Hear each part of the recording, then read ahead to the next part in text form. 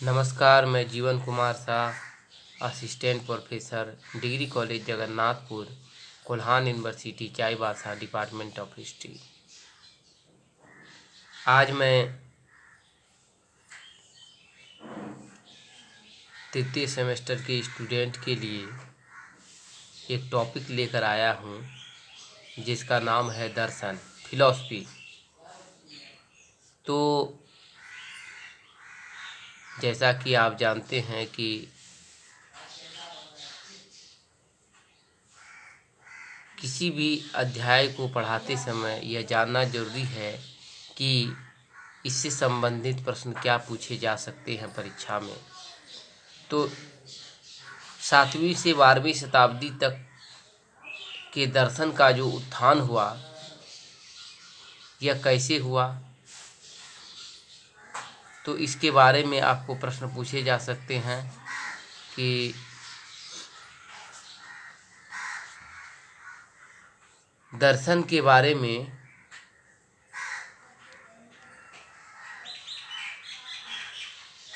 पूर्व मध्यकाल में क्या विकास हुआ, या 8वीं से 12वीं शताब्दी के मध्य दर्शन के विकास को दर्शावे, या पूर्व मध्यकाल में दर्शन के विकास पर एक संक्षिप्त टिप्पणी लिखे। ये सारे प्रश्न संभावित प्रश्न के तौर पर मैं बता रहा हूँ जो परीक्षा हॉल में आ सकते हैं या परीक्षा में पूछे जा सकते हैं।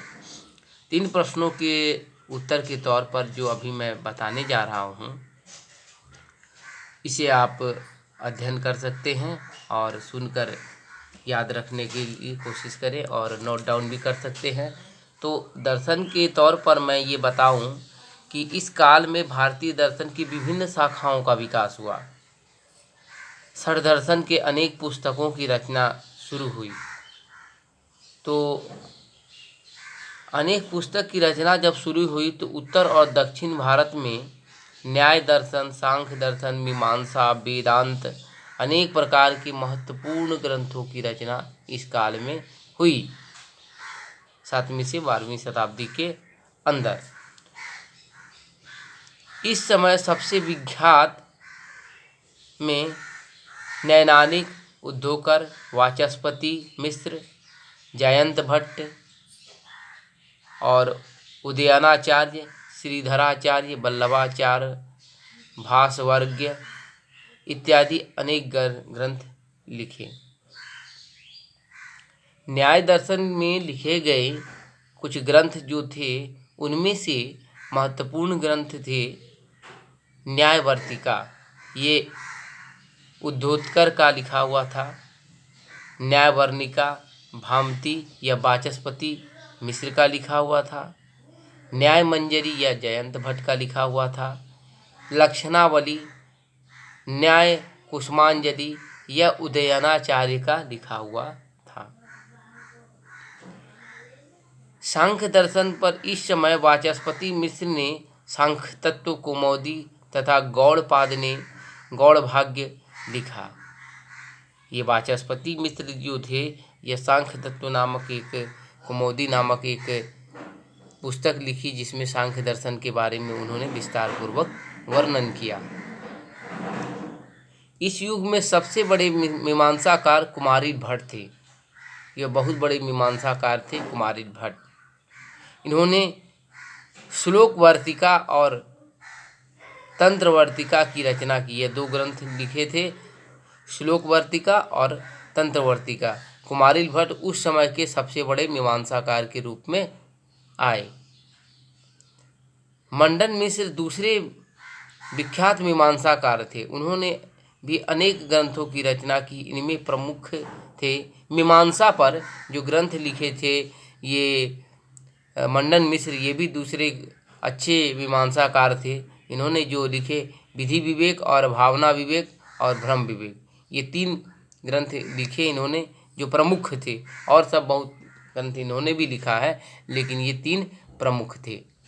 ये मीमांसाकार थे जो 7वीं से 12वीं शताब्दी में, एक कुमारिल भट्ट और दूसरा ये मंडन मिश्र, बहुत बड़े मीमांसाकार थे। कुमारिल भट्ट ने, पहले मैंने बताया कि कुमारिल भट्ट ने श्लोक वार्तिका और तंत्रवर्तिका नामक पुस्तक लिखी जो जो मीमांसा से संबंधित है। और दूसरी बात ये है कि ये मंडन मिश्र जो थे ये दूसरे मीमांसाकार बहुत बड़े उद्घट विद्वान भी थे। यह विधि विवेक और भावना विवेक नामक और भ्रम विवेक नामक पुस्तक भी लिखी और सारे बहुत पुस्तक, लेकिन ये तीनों पुस्तकें इनकी प्रमुख पुस्तक थी जो मीमांसा का वर्णन करते, मीमांसा दर्शन का वर्णन करते हैं। वेदांत दर्शन के क्षेत्र में पूर्व मध्यकाल में दर्शन की 3 विशिष्ट शाखाओं का उदय और विकास हुआ। यह दक्षिण भारत में हुआ था। ये 3 थे अद्वैतवाद, विशिष्टाद्वैतवाद और द्वैतवाद। ये 3 मत थे। तो अद्वैतवाद दर्शन के सिद्धांत का जो प्रतिपादक थे उनको शंकराचार्य के नाम से हम जानते थे। और ये शंकराचार्य जी जो थे ये इन्होंने अद्वैतवाद का सिद्धांत का दर्शन किया। उन्होंने अनेक भाष्यों की रचना की। इनमें से प्रमुख ब्रह्मसूत्र भाष्य तथा भगवत गीता भाष्य है। इनकी 2 भाष्य है। विशिष्टाद्वैतवाद के दर्शन में नाथ मुनि ने दिया। इन्होंने योग रहस्य और न्याय तत्व की रचना की। उसके बाद ये जो ब्रह्म भाष्य और ये जो इन्होंने योग रहस्य और न्याय तत्व जो रचना की, रामानुज ने इस मत के बड़े दार्शनिक थे। ये सबसे बड़े दार्शनिक थे इस मत के, द्वैता विशिष्टाद्वैतवाद के ये सबसे बड़े दार्शनिक थे। उन्होंने भगवत पुराण, ब्रह्म पुराण और गीता पर भाष्य भी लिखा। इनके अतिरिक्त उन्होंने वेदार्थ संग्रह और वेदांत दीप जैसे अन्य ग्रंथ भी लिखे। रामानुज ने चित्त, व्यक्ति की आत्मा, अचित्त, संसार जड़ और ईश्वर परमात्मा के सिद्धांत का प्रतिपादन इन्होंने ही किया। चित्त तथा अचित्त दोनों में परमात्मा के गुण हैं। इन्होंने कहा जो चित्त है और अचित्त है ये दोनों में ही परमात्मा के गुण पाए जाते हैं और उनमें न तो अलग है और न हो सकते हैं। ये चित्त और अचित्त दोनों एक ही चीज़ है, यह अलग नहीं हो सकते हैं। रामानुज ने पर व्यूह विभाग और अंतर्मयी और प्रतिमा के सिद्धांतों का भी प्रतिस्थापित किया। साथ ही उन्होंने राधा गोपियों और कृष्ण की भक्ति परक प्रेम संबंधों को दार्शनिक आधार के रूप में विख्यात किया। द्वैतवाद दर्शन का विकास माधव या आनंद तीर्थ ने किया था। माधवाचार्य जी थे। यह द्वैतवाद सिद्धांत पर प्रतिपादन किया। स्मृति, विश्वरूप, भारूची, विज्ञानेश्वर, अपरार्क इत्यादि महत्वपूर्ण टीकाएं इन्होंने लिखी। तो ये जो थे ये 3 सिद्धांत जो थे अद्वैतवाद, विशिष्टाद्वैतवाद और द्वैतवाद। तो सबसे पहले अद्वैतवाद की ओर चलेंगे तो हम शंकराचार्य पर देखेंगे। इन्होंने कहा था एको हम द्वितीयो नास्ति, तो ब्रह्म एक है, इन्होंने ऐसा कहा और इन्होंने ज्ञान मार्ग को अपनाया। ईश्वर को जानने के लिए ज्ञान मार्ग का सिद्धांत दिया जो दर्शन में इन्होंने ऐसा बताया। और इसके बाद विशिष्ट द्वैतवाद में जो थे रामानुज, इन्होंने कहा कि चित्त और अचित्त दोनों में ही ईश्वर के गुण पाए जाते हैं और दोनों एक ही चीज़ है, इन दोनों को अलग नहीं किया जा सकता है। और राधा कृष्ण के प्रेम को इन्होंने दार्शनिक स्वरूप दिया, ये रामानुज का कहना था। तीसरे थे द्वैतवाद। तो द्वैतवाद के जो सिद्धांत इन्होंने जो दिया माधवाचार्य, जिन्हें माधवाचार्य का नाम आनंद तीर्थ भी था, तो ये जो थे इन्होंने बहुत से ग्रंथ भी लिखे और इनका भी दर्शन था। जैसे स्मृति पर स्वरूप, भरूचि, विज्ञानेश्वर, अपरार्क इत्यादि ने महत्वपूर्ण टीकाएं लिखी। ये सब जो थे दर्शन के थे। स्मृति पर विश्वरूप, भरूचि, विज्ञानेश्वर, अपरार्क इत्यादि कुछ महत्वपूर्ण टीकाएं दर्शन पर लिखी थी। तो दर्शन संबंधी के बारे में इस काल में दर्शन के अनेक शाखाओं का विकास हुआ और इनको प्रचार प्रसार करने के लिए शंकराचार्य, माधवाचार्य और रामानुजाचार्य जैसे अनेक दर्शन शास्त्री ने अपना महत्वपूर्ण योगदान दिया।